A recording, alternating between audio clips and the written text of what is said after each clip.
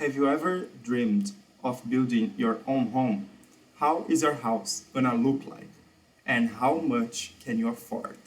These are questions asked by professionals in the architecture, engineering, and construction industry. Generally, these professionals are gonna draw your house in a two-dimensional plan, which means you're gonna have the plans for architecture, for engineering, for structure, for electrical, and for plumbing. All these drawings are gonna be separate.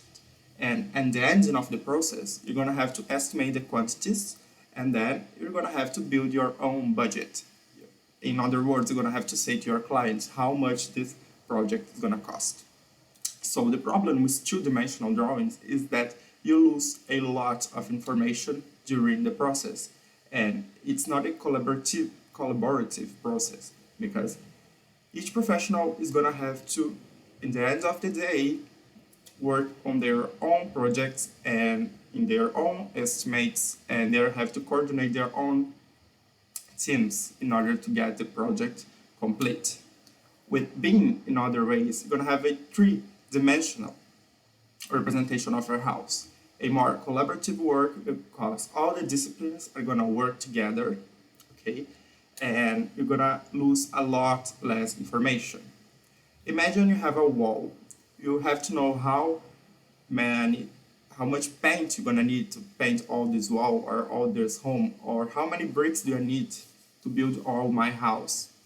In a two-dimensional representation, this is hard to get and this is not accurate at all.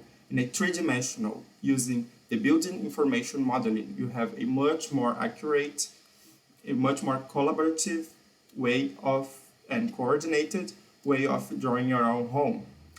In my research, I'm going to compare a two-dimensional building constructed in the city of Santa Maria, the quantities estimated, and the budget, the final budget they got, how much they actually spent in the construction site, and I'm going to compare that with the same building, but modeled in a three-dimensional way using BIM, the building information modeling.